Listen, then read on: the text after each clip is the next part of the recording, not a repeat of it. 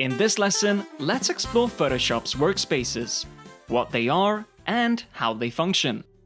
When you first open Photoshop, you're stepping into a customizable environment, one that adapts to different types of creative work. It's kind of like walking into a kitchen where everything is arranged exactly how you need it. A chef's workspace might look different from a baker's. But at the end of the day, both can create amazing things. You see, Photoshop offers ready-to-use workspaces for different creative reasons. And the one I personally recommend, especially if you're just starting out, is the Photography Workspace. This workspace gives you quick access to essential tools like the Adjustments panel, which lets you tweak exposure, contrast, and color. These are the kinds of adjustments you rely on throughout your entire Photoshop journey, no matter what you specialize in. But here's the thing, customizing your workspace isn't difficult at all. If you ever feel like moving things around, go for it. And if things get messy, no worries, you can just reset everything back to default by going to Window, Workspace, Reset Workspace, which brings everything back to the way that it was. Now let's talk about some of the most common workspace problems you might run into, because problems happen all the time, and knowing how to fix them will save you a ton of time. First, the "where did my tools go" moment. You're working, everything's fine, and suddenly your Layers panel or toolbar just disappears. Don't panic, it's not gone. You probably just closed it by accident. But how do we fix this?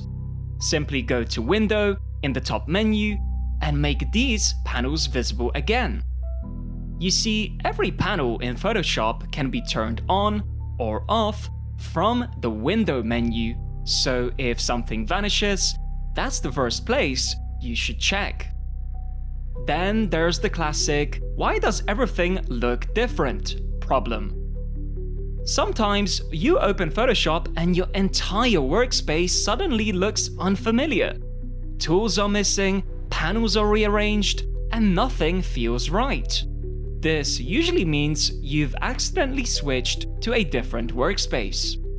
But how do we fix this? Go to Window, Workspace, and switch back to the workspace that you are using. But if things still seem off, simply reset it to bring back everything to normal.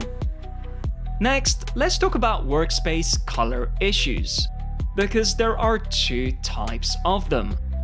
One is when your entire image appears either red, green, or blue, almost like you're looking through a colored filter. This happens when you accidentally select a single color channel instead of the full RGB view. And to fix it, go to the Channels panel, which is located next to the Layers panel, and make sure all three channels, red, green, and blue, are enabled and visible. This will make all of your design's colors visible again. The second type of color issue is when your entire workspace looks gray, dull, or just off. And this usually means that you're working in the wrong color mode. Photoshop lets you switch between RGB, which is intended when designing for the web, and CMYK, which is intended for print work. So if your colors do not look right, simply go to Image, Mode, and check if you have the correct color space selected. Selecting RGB for digital work or CMYK for print. Another common frustration is the Photoshop masking mode. At the bottom of the toolbar, there is a Quick Mask Mode button.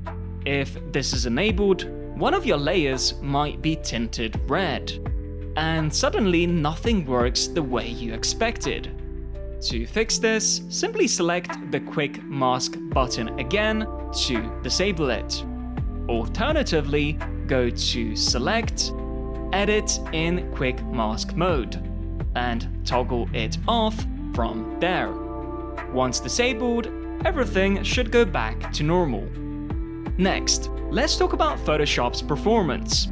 If Photoshop starts to feel slow or laggy, it might not be using enough system memory. You can assign more RAM to Photoshop by going to Edit, Preferences, Performance, and then increasing the memory usage.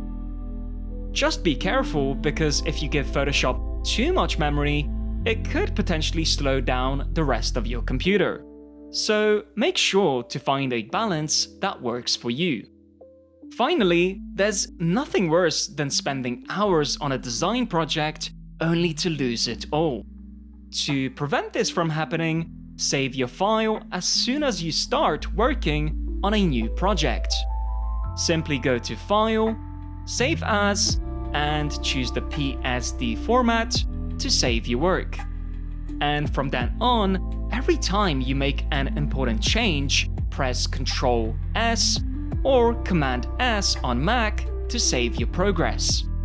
And if you can get into the habit of saving constantly, you'll never lose your creative work. So the reason that I made this lesson is because I know what it's like to get stuck. Whether you're following my tutorials or someone else's, these problems can make you feel like you're doing something wrong, like you're missing something. But you're not.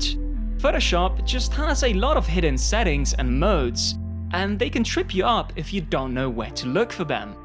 And I'm hoping this video is your troubleshooting guide. So when something suddenly stops working, you'll know exactly where to look and how to fix it. No guesswork, no frustration, and back to creating in no time. So that's it for this episode, but hey, are you ready for the next one?